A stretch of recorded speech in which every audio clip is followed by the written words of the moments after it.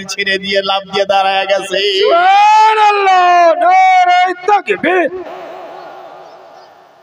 এবার লাফ দিয়ে সমস্ত উটগুলো দাঁড়ায় গেছে রে। ময়সারা বলেন আমি উটের দিকে তাকায়া দেখলাম উটগুলোর চোখে দিয়ে জোর জোর করে পানি পড়তেছে। উট বলতে চায় দুনিয়ার মানুষ রে, যেই নবীকে তোমরা চেনো না, হরিণে চেনে, উটে চেনে, দুম্বায় চেনে, তারা চিনতে দেরি করে না।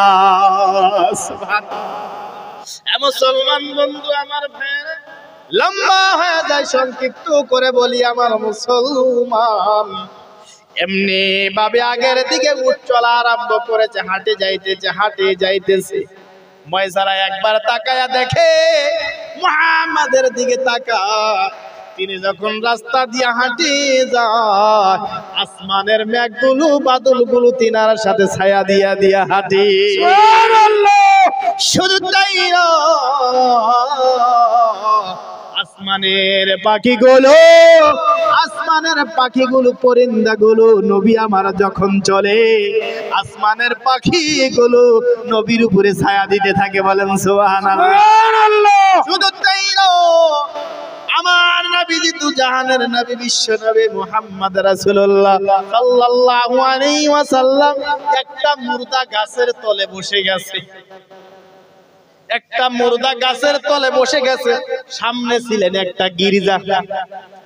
ওই গির্জা থেকে সাধু বাবা তাকাইতেছে। 40 বছর ধরে তাকায় আসি, এই গাছের তলে যিনি বসবেন তিনি হবেন আখিরি নবী। সুবহানাল্লাহ, নারায়ে তাকবীর, নারায়ে তাকবীর, নারায়ে তাকবীর। এই গাছের তলে যিনি বসবেন তিনি হবেন আখিরি নবী। আর তিন আখিরি নবী যেদিন বসবে, মুর্দা গাছটা জিন্দা হয়ে যাবে, যে গাছের মধ্যে ফল এসে যাবে। ও মুসলমান, নবী আমার বসেছে, আল্লাহর রহমতে গাছের পাতাগুলো জিন্দা হয়ে গেছে, গাছ জিন্দা হয়ে গেছে। সুবহানাল্লাহ, গাছের মধ্যে ফল এসে গেছে। গির্জার দিকে তাকায়া দেখে, আজ আমি 40 বছর ধরে তাকাইয়া আছি এই গাছের দিকে। যার সাথে আমি দিদার করব, আমি প্রতিজ্ঞাবদ্ধ হয়েছি তার সাথে দিদার না হয়ে জানো আমার পৃথিবীর জমিনের মধ্যে মৃত্যু হয় না। মুসলমান বন্ধুরে, এইভাবে করে ওই গাছের দিকে ওই পূজারি তাকাইয়া আছে।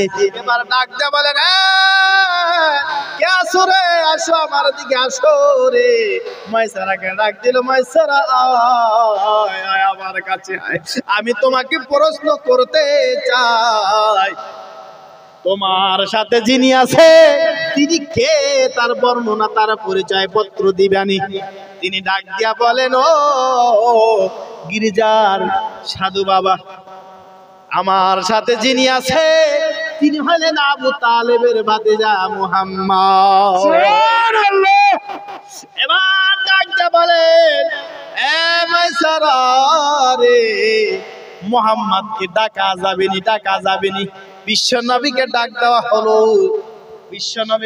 দেওয়া হলো, সেখানে উপস্থিত হয়ে গেল। উপস্থিত হয়ে যাওয়ার পর এবার গির্জার সাধু বাবা হাতের মধ্যে একবার তাকায়, একটা ফটোর দিকে বারবার তাকায়, আবার পিছনের দিকে হাত নেয়, একবার সামনে নিয়ে ফটোর দিকে তাকায়, আবার পিছনের দিকে নেয়। এবার বারবার যখন ফটোর দিকে তাকায়, আবার নবীর দিকে তাকাইয়া দেখে, বারবার তাকাইতে হঠাৎ করে যখন পিছনে হাতটা নিয়েছে, হাতের মধ্যে থেকে ওই ফটোটা গ্লাসের মধ্যে ফিটিং করা ছিল। ওই ফটোটা জমিনের মধ্যে পড়ে গ্লাসটা ফেটে গিয়েছে। নিচের দিকে তাকাইয়া দেখে ময়সারা, যে ফটো জমিনের মধ্যে পড়ে ফেটে গেছে, এই ফটোটা আর কেউ না, এই ফটোটা বিশ্ব নবীর চেহারার দিকে হুবহু মিল পড়ে যায়। সরে বলেন সুবহানাল্লাহ। পূজারি ডাক দিয়া বলেন, ময়সারা রে, আমি জীবনে কিতাব পড়েছি, তোরে যে কিতাব পড়েছি আর ফটোর আকার নিয়ে নিয়ে আমার সারা জীবনের মধ্যে আমি কিতাবের মধ্যে চেহারার আকৃতি নিয়ে নিয়ে আমি এই ফটোটা আমি লিপিবদ্ধ করেছি। বিশ্ব নবীর চেহারাটাকে আঁকানোর জন্য আমি চেষ্টা করেছিলাম। সরে বলেন সুবহানাল্লাহ। আমি তোমার কাছে বলি বৈসারা রে, ইনার বাবার নাম হলো আব্দুল্লাহ, দাদার নাম হলো আব্দুল মুত্তালিব, মার নাম হলো আমিনা। আজকে থেকে এখান থেকে যদি ব্যবসা করার জন্য নিয়ে যাও, তাকে মেরে ফেলবে, তাকে আসতে দিবে না। ময়সারা তাড়াতাড়ি নিয়ে যাও, হইতে পারে এখান থেকে তাকে রিটার্ন করো। ময়সারা বলেন ঠিক আছে, তাকে নিয়ে যাও। হলো মুসলমান যে ব্যবসা করলেন, ব্যবসা করিয়া এই মাল বেচতে দুদিন না 10 দিন লেগে যায় আমার নবীজি ব্যবসার মধ্যে দাঁড়াইতে 10 দিনের মালগুলো 2 দিনের মধ্যে বিক্রি হয়ে গেছে, সাফা হয়েছে। জোরে বলেন সুবহানাল্লাহ। মুসলমান বন্ধু রে, 10 দিনের মাল 2 দিনে বিক্রি হলো, আগের থেকে 2 গুণ নয় 10 গুণ আল্লাহ তাআলা লাভ দিয়েছে। কোন সুবহানাল্লাহ। 10 গুণ লাভ হয়েছে। এবার বাড়ির দিকে রওনা হয়ে যাবে। এদিকে খাদিজাতুল কুবরা রাদিয়াল্লাহু তাআলা আনহা বেচেন হয়ে গেছে, কবে ঘুরে আসবে।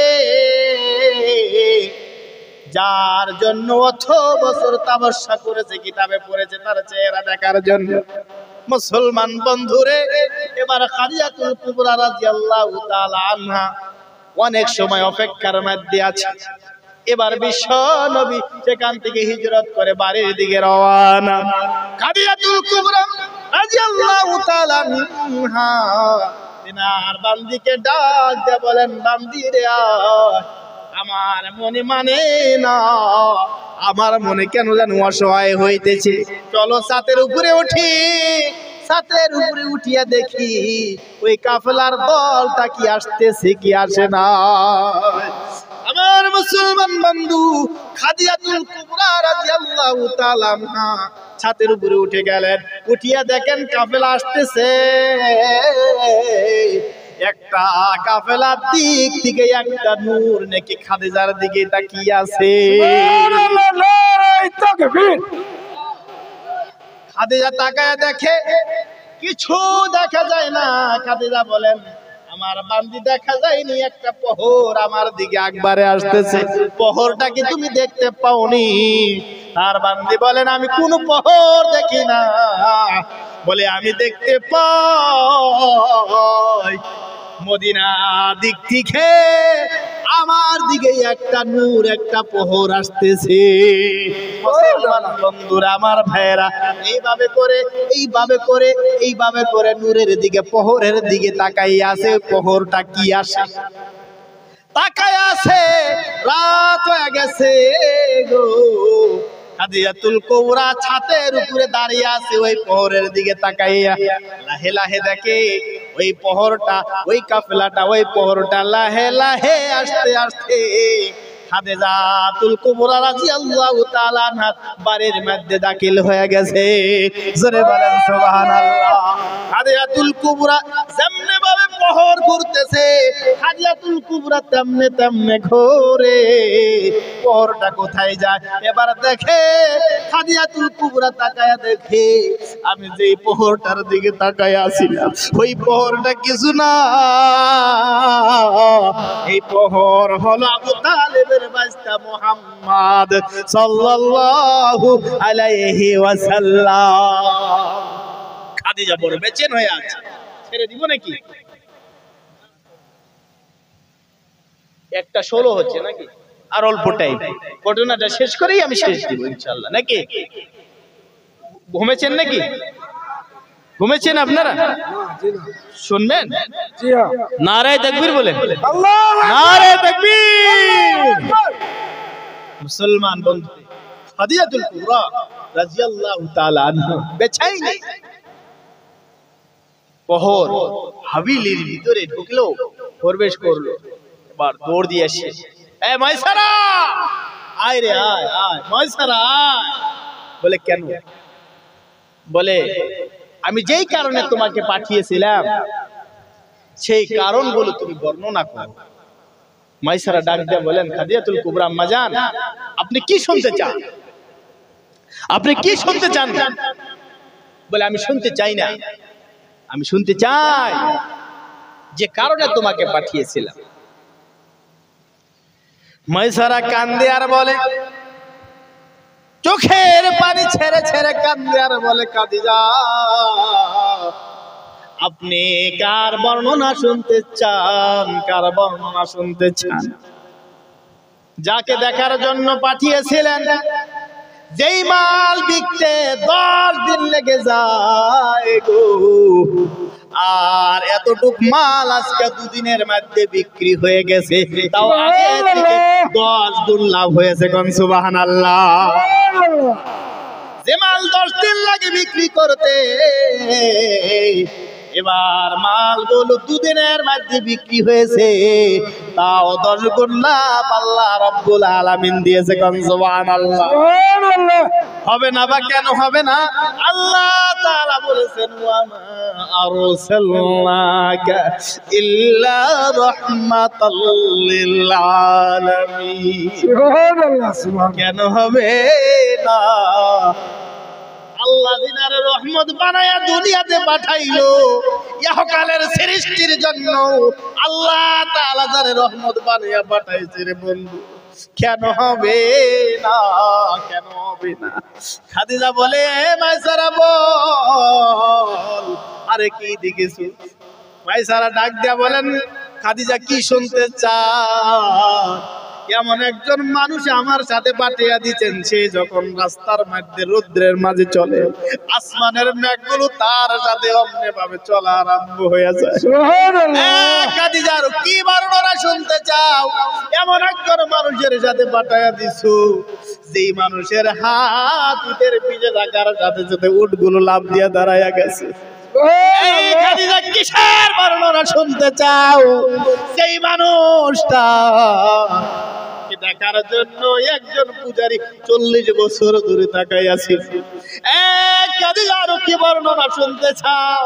যে গাছের মধ্যে পাতা ছিল না, সেই গাছের মধ্যে কোনো ছিল না, একটা গাছের ডাল পর্যন্ত জিন্দা ছিল না, সেই নবী বসার সাথে সাথে এই গাছের মধ্যে ঝড় হয়ে গেছে, ওই গাছের মধ্যে ফল এসে গেছে, গাছের মধ্যে পাতা জন্ম হয়ে গেছে। শুনতে চাও রে খাদিজা? যার বর্ণনা আমি মাইসারা শেষ করতে পারবো না রে খাদিজা। খাদিজা আমি কি বর্ণনা করব? কি বর্ণনা করব রে? বর্ণনা করব খাদিজা, আবার সেই মুহাম্মদ যখন রাস্তা দিয়ে চলছে, আসমানের পাখিগুলো দুটা পর ছড়াইয়া দিয়া দিয়া তার সাথে সাথে চলছে। তুমি কি শুনতে চাও? এনার বর্ণনা আমি কেমনে করব রে খাদিজা? খাদিজাতুল কুবরা লাহে লাহে বর্ণনা শুনিয়া মনের মধ্যে আনন্দিত পয়দা হয়ে যায়। তিনার অন্তরের মধ্যে বিশ্ব নবীর প্রতি আরো ভালোবাসা লাহে লাহে পয়দা হইয়া গেছে। খাদিজা বড় বেছিন হলো, ব্যবসা করে এবার আবু তালেব মুহাম্মদকে নিয়ে বাড়ির দিকে রওনা। তেনার বান্দিকে ডাক দিয়া বলেন, দুনিয়ার মানুষ পুরুষেরা একটা কথা বলি আপনাদেরকে, আপনি ব্যারিস্টার হতে পারেন, আপনি ইঞ্জিনিয়ার হতে পারেন, আপনি প্রফেসর হতে পারেন, আপনি এমএলএ হইতে পারেন, আপনি ডাক্তার হতে পারেন, আপনি অনেক ব্যারিস্টার হইতে পারেন, কিন্তু আপনার বিবাহ যখন করানো হয়েছে, যতক্ষণ পর্যন্ত মহিলা কবুল বলে না, আপনার কবুলের কোনো ভ্যালু না। আছে আছে যারা বিবাহ করে না তারা কি বুঝবে? বুঝবে? আপনি যতই বড় মানুষ হোক না, কিন্তু যতক্ষণ পর্যন্ত আপনি যারা বিবাহের প্রস্তাব দিয়েছে, সে যতক্ষণ পর্যন্ত কবুল না বলবে, পাওয়ার এবিলিটি দেওয়া হয়েছে, যতক্ষণ কবুল না পড়বে তুমি 100 বার কবুল বলো, তোমার কবুলের কোনো দাম নাই। কবুল আলহামদুলিল্লাহ, কবুল আলহামদুলিল্লাহ, কবুল আলহামদুলিল্লাহ ঘরের ভিতরে একাই শুয়ে থাকতে হবে। কথা বুঝতে পারছেন? একাই থাকতে আপনার কবুলের দাম নাই। অর্থাৎ বুঝে গেল। এবার বলুন তো দেখি, আমরা যে মহিলাদের উপরে গর্জন দিই, আমরা যে পুরো অধিকার সাব্যস্ত করি, এবার তো বলুন তো, আপনি আপনি আপনার স্ত্রীর গোলাম না আপনার গোলাম আপনার স্ত্রী? এবার বলুন তো দেখি কে গোলাম? যারা নাকি যারা নিজের স্ত্রীকে গোলাম বলে মনে করে, অত্যাচার করে নির্মম ভাবে, তার হাতে পাওয়ার আছে না? হুন্না লিবাসুল্লাকুম আনতুম লিবাসুল্লাহুন্না, সমান সমান অধিকার আল্লাহর পক্ষ থেকে কি দিয়েছে? আল্লাহ তাআলা দিয়েছেন। কে দিয়েছেন? আল্লাহ দিয়েছেন। কিন্তু এই যে সর্বপ্রথম এই অধিকারটা মহিলাদের পক্ষ থেকে প্রস্তাব মঞ্জুর না হলে পুরুষের যে কোনো ভ্যালু নাই, এটা কোত্থেকে সাবিত হলো? এটাই আমি বুঝাইছি মুসলমান বন্ধুরা। এটা ওই সময় সর্বপ্রথম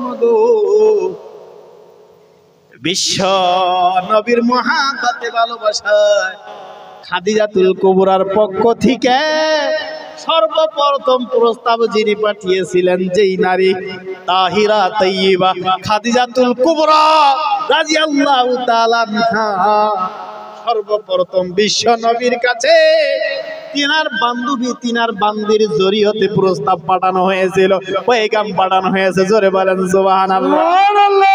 আল্লাহ তাআলার রেজিস্টারের মধ্যে এত পছন্দ হয়ে গেছে রে, আল্লাহ তাআলার কাছে এত পছন্দ হয়ে গেছে, আল্লাহ তাআলা বলেন জিবরিল আমিন, আমার খাদিজাতুল কুবরা আমার হাবিবের প্রতি ভালোবাসার সর্বপ্রথম প্রস্তাবটা আজকে থেকে আমি আল্লাহ তাআলার রেজিস্টারের মধ্যে তুইলানি। জোরে বলেন সুবহানাল্লাহ।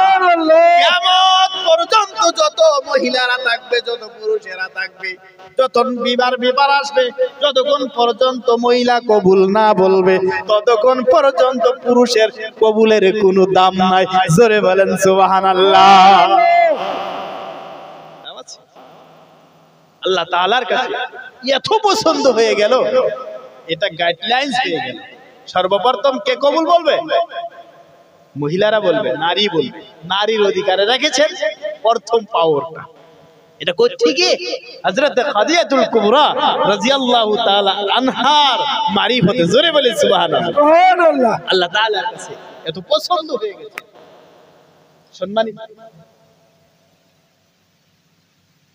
সম্মানিত বুজুর্গানে দিন ও মুসাল্লিয়ানে কেরাম, লম্বা করে আমি অল্প টাইমের মধ্যে আমি শেষ দিব। আমি যেটা বলেছিলাম, খাদিজাতুল কুবরা রাদিয়াল্লাহু তাআলা আনহা এই পৃথিবীর জমিনের মধ্যে নারীদের সর্বশ্রেষ্ঠ এবং কি ধৈর্যবান সবুর স্ত্রীর মধ্যে সেরা স্ত্রী ছিলেন খাদিজাতুল কুবরা রাদিয়াল্লাহু তাআলা আনহা। জোরে বলি সুবহানাল্লাহ। সম্মানিত বুজুর্গানে দিন ও মুসাল্লিয়ানে কেরাম, আল্লাহ রাব্বুল আলামিনের পক্ষ থেকে, আল্লাহ সুবহানাহু ওয়া তাআলার পক্ষ থেকে যখন খাদিজাতুল কুবরা রাদিয়াল্লাহু তাআলা আনহা প্রস্তাব পাঠিয়ে দিল, এই প্রস্তাব নিয়ে যখন খাদিজাতুল কুবরার প্রস্তাব নিয়ে মুহাম্মদ রাসূলুল্লাহর কাছে যখন সর্বপ্রথম দেওয়া হলো, ডাক দিয়া বলেন, এ মুহাম্মদ আবু তালেবের ভাতিজা, এখন তো তুমি বিয়ার বয়স তোমার হয়ে গেছে, তোমার এখন বিবাহ করতে হয়, তুমি বিবাহ করে নাও। ওই সময়ের মধ্যে আবু তালেবের ভাতিজা মুহাম্মদ সাল্লাল্লাহু আলাইহি ওয়াসাল্লাম এত বুদ্ধিমান ছিলেন, এত বুদ্ধিমান ছিলেন।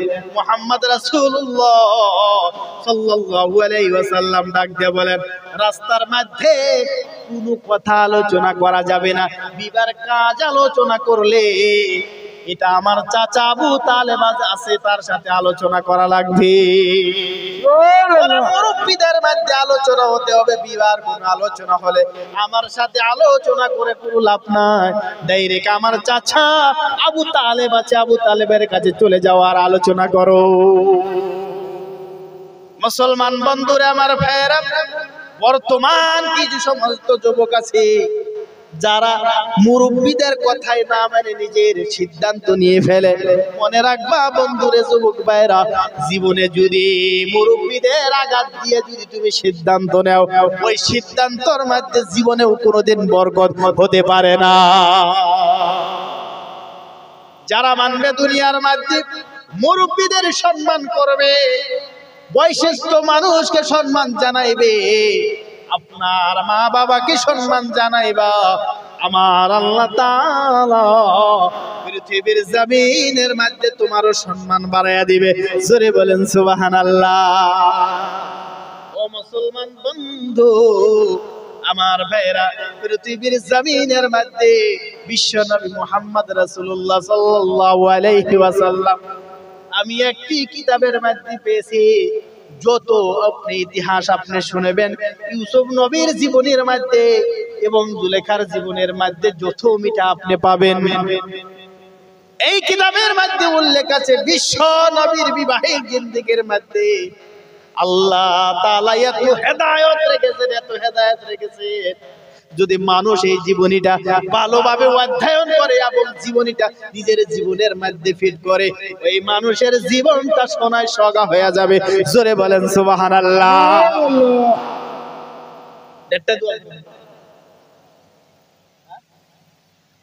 কি বলছে নাকি?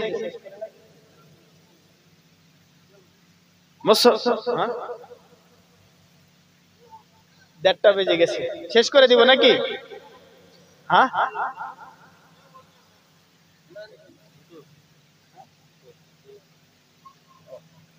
আর অল্প টাইম ইনশাআল্লাহ। আছেন তো আপনারা? আছেন তো? আছেন তো? নারে তাকবীর। মুসলমান বন্ধুরা, আল্লাহ রাব্বুল আলামিন পৃথিবীর জমিনে সর্বশ্রেষ্ঠ করে নবী বানাইলেন মানুষের হেদায়েতের জন্য আমার নবীকে। জোরে বলেন সুবহানাল্লাহ।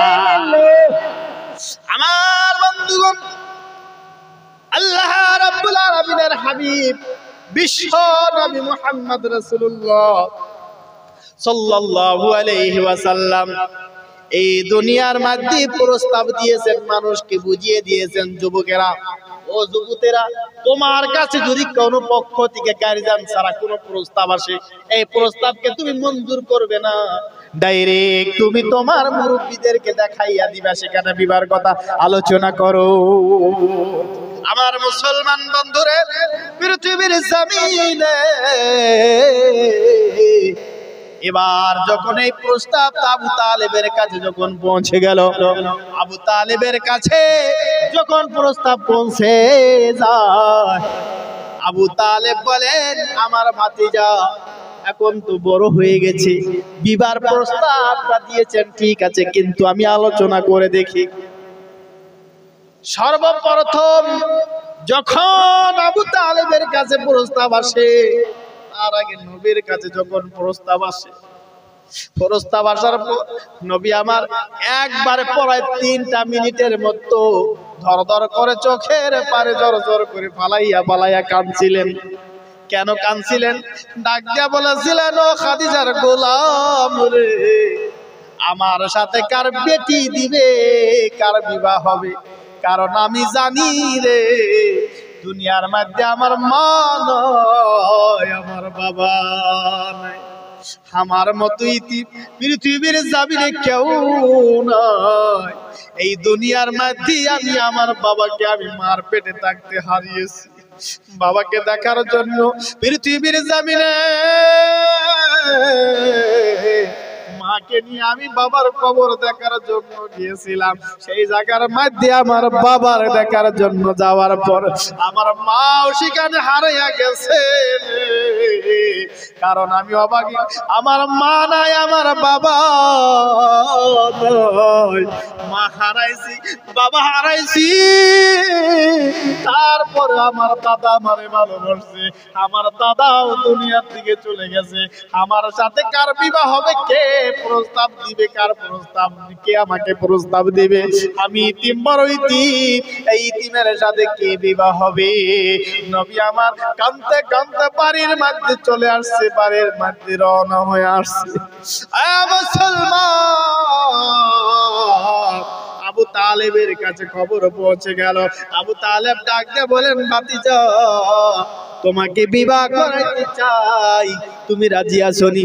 ভাতিজা ডাক দিয়ে বলেন, চাচা আপনার ইচ্ছা, আল্লাহর পক্ষ থেকে আপনার কাছে যা হুকুম আছে তাই আপনি করুন, আমি মঞ্জুর আছি।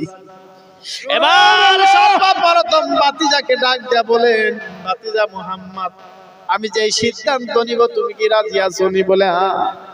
চাচা আপনি জানেন জীবনে কোনোদিন আপনার থুয়া আপনার একা রাইকে আমি একা একা দস্তরখানায় জীবনে আমি খানা খাই। নবীর আদর্শ ছিল বিশ্ব নবী মুহাম্মদ রাসূলুল্লাহ আবু তালেবের সাথে একটা দস্তরখানায় খানা খাইতো। আবু তালেব যতক্ষণ পর্যন্ত ভাতিজাকে না বলতো ভাতিজা খানা খাও, ততক্ষণ পর্যন্ত নবী আমার খানার মধ্যে হাত লাগাইতো না। মুসলমান যখন বলেছেন ভাতিজা মুহাম্মদ তোমার সাথে একজন নারী স্বামী হারা, যার স্বামী নাই নেককার মানুষ, তার সাথে তোমাকে বিবাহ বন্ধন করে দিতে চাই। ভাতিজা ডাক দিয়া বলেন চাচা আমার কোনো কমপ্লেন নাই, আমার কোনো কথা নাই, যা করবেন তাতে আমি ডাইরেক্ট রাজি আছি। বলেন সুবহানাল্লাহ। নারে তাকবীর, নারে তাকবীর, নারে তাকবীর। আমার কোনো কমপ্লেন নাই।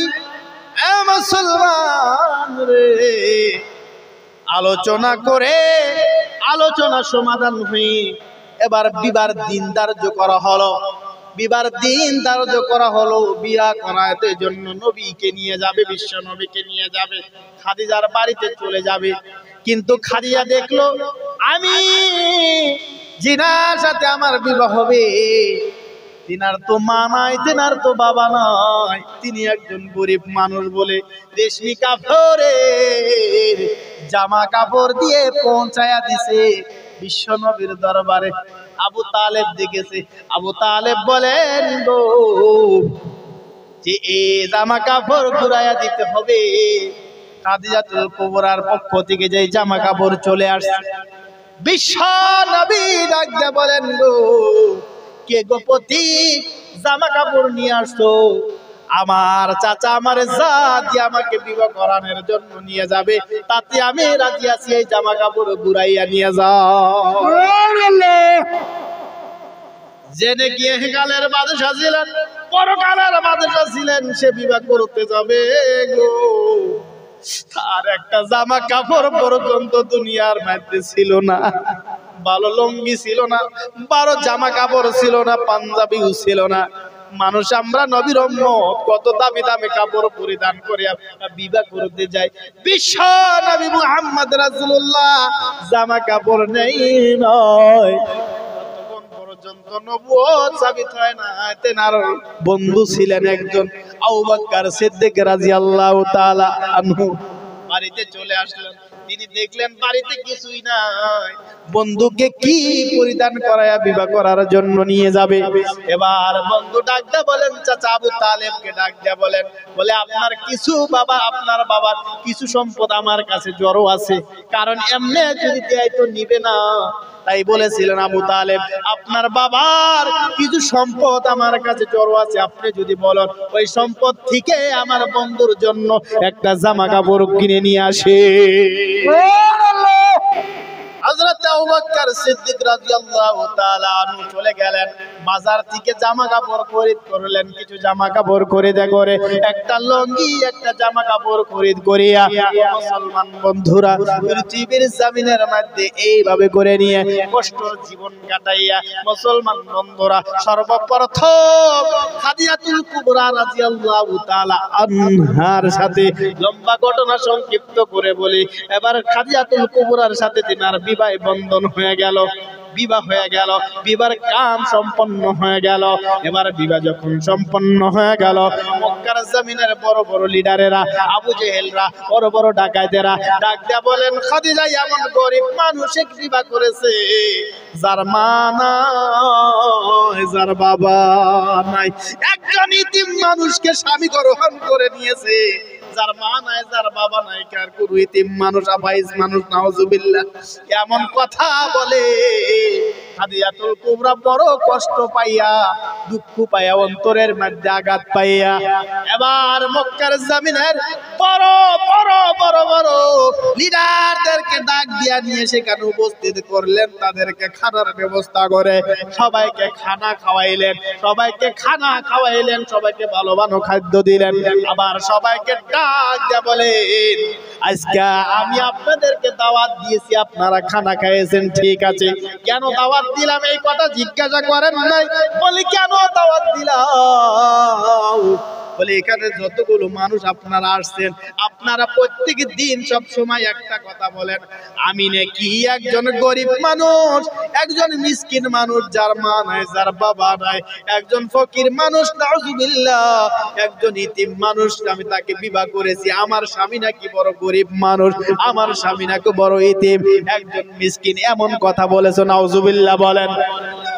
মুসলমান, তোমরা বলেছো পৃথিবীর জমিনের মধ্যে আমার স্বামী গরিব মানুষ বলে তুমি বলেছিলাও, তোমরা বলেছিলাও, আজকে তোমরা সাক্ষী থাকো, ও আমার বান্দি আজা আমার রাজকীয় সম্পদের মধ্যে যতগুলো সোনা আছে, যতগুলো হীরানি আছে, যতগুলো সম্পদ আছে, যতগুলো স্বর্ণ আছে, যতগুলো রূপা আছে, সমস্ত কিছু বাহির করে নিয়ে আসে। আমার স্বামী দাঁড়াইয়া গেল, আর আমার স্বামীর পায়ের নিচে সমস্ত স্বর্ণ অলংকার গুলো পায়ের মধ্যে ঢালা আরম্ভ করে দিল। ঢালতে ঢালতে সমস্ত সম্পদ গুলো বিশ্ব নবীর গলা পর্যন্ত হয়ে গেছে। একদিকের মানুষ আর একদিকে দেখলে আর একদিকের মানুষগুলো দেখা যায় না, এমনি ভাবে স্বর্ণ হীরা গুলো পাও থেকে মাথা পর্যন্ত ঢেকে দিল। আমার মুসলমান বন্ধুরা, এবার খাদিজাতুল কুবরা রাদিয়াল্লাহু তাআলা আনহা ডাক দিয়া বলে, হে দুনিয়ার মক্কার মানুষেরা, আমার স্বামীকে না পৃথিবীর জমিনের মধ্যে ইতিম বলেছো, আমার স্বামীকে না গরিব বলেছো। এ মক্কার লিডারেরা মনে রাখরে, আজকে থেকে আমি খাদিজা জীবনকার মতো আমার স্বামীর জন্য মিসকিন হয়ে গেলাম, আর আমার স্বামীকে জীবনকার মতো বাদশা বানাইয়া দিলাম। জোরে বলেন সুবহানাল্লাহ। মুসলমান বন্ধুরা, আমার ভাইরা, যে নবী গো পৃথিবীর জমিনের মধ্যে একটা মিনিট গো, এই জীবনের মধ্যে একটা মিনিট উম্মতের জন্য কান্না ছাড়া থাকে না। এ মুসলমান, আখিরি নবী মুহাম্মদ রাসূলুল্লাহ সাল্লাল্লাহু আলাইহি ওয়াসাল্লাম এই পৃথিবীর জমিনে একটা মিনিট যখন চেষ্টা করেছে, উম্মতি উম্মতি বলে কান্না করেছে, এই নবীর উম্মত হইয়া আমরা যার আখিরি উম্মত, উম্মতের করলাম কি?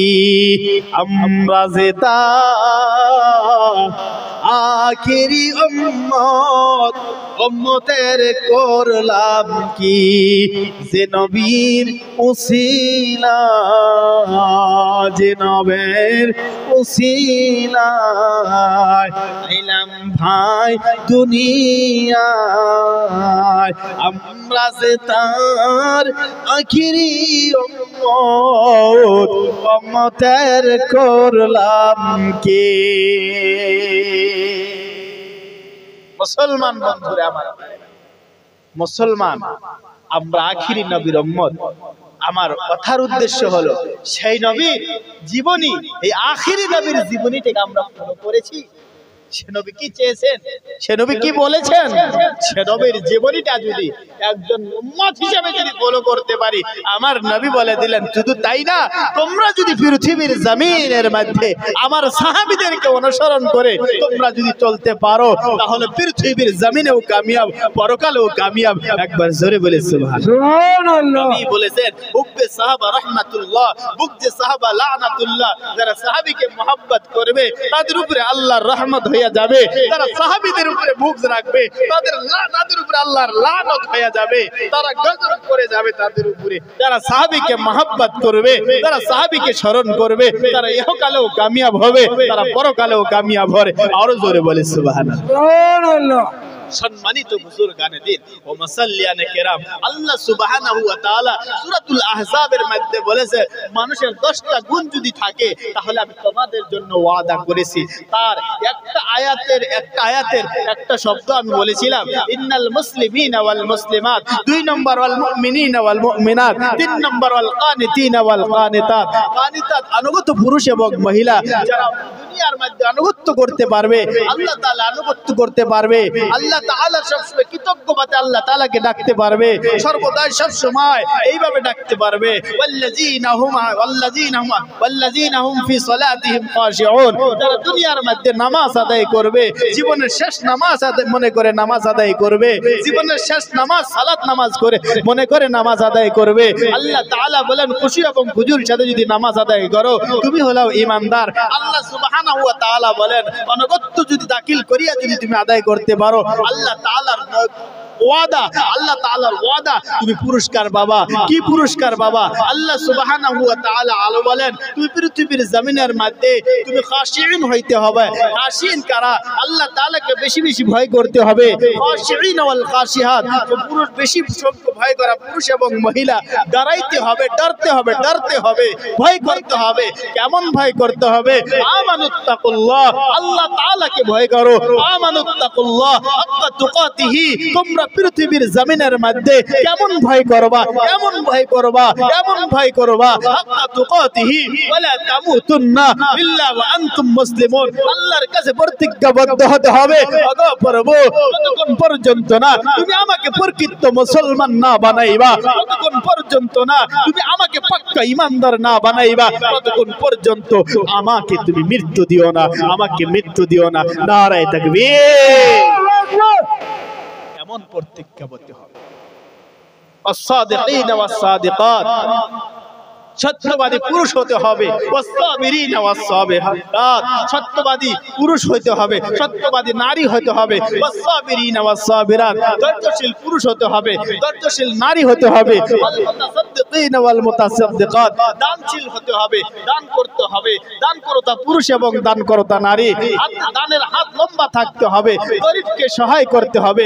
এটা কে বলেছেন? এটা আমার আল্লাহ বলেছেন। আমার আল্লাহ বলেছেন তোমার দানের হাত থাকতে হবে, হৃদয় বড় থাকতে হবে, তোমার পশ্চি যেন ভোকা না থাকে, তোমার আত্মীয় স্বজন যাতে ভোকা না থাকে, তুমি খবর রাখবা এমন হৃদয় থাকতে হবে। এটা কে বলেছেন? এটা আমার আল্লাহ তাআলা বলেছেন। এই দুনিয়ার মানুষ মুতাসাদ্দিকিন হতে হবে, সাবিরিন হতে হবে, আরো কি হইতে হবে? রোজাদার হতে হবে। ওয়াসাইমিনা ওয়াসাইমিআত, রোজাদার পুরুষ এবং মহিলা, রোজাদার পুরুষ এবং মহিলা বেশি বেশি করে তোমরা রোজা থাকো। তোমাদের মা বোনকে তোমরা রোজা রাখার জন্য তাকিদ করো। বলে কি ফায়দা হবে? দুনিয়ার মধ্যে যত বেশি রোজা থাকবা তত ফায়দা হবে, আল্লাহর রহমত নাজিল হবে। নফল রোজা রাখতে হবে, কমসে বিশ্ব নবীর আদর্শবান হিসাবে রোজা রাখো। তুমি পবিত্র রমজানুল মুবারক মাসের রোজা রেখেছো, এই কি তাই তুমি রমজান মাসের রোজা রাখে শেষ করে সমাপ্ত করে না, তুমি শাওয়াল মাসের কমসে কম 6টা রোজা রাখো। এই 6টা রোজা যদি রাখো আর রমজান মাসের রোজা রাখলা, তার বিনিময় আল্লাহ তাআলা তোমার সারা বছর রোজা রাখার সব তোমার আমলনামায় লিখে দিবে। সুবহানাল্লাহ। সেই জন্য মুসলমান বন্ধু আমার ভাইরা, ওই মাসেই রোজা রেখে সমাপ্তি করো না। এই শাওয়াল মাসে মানুষকে প্রতারণা দিবে, এই যে রমজান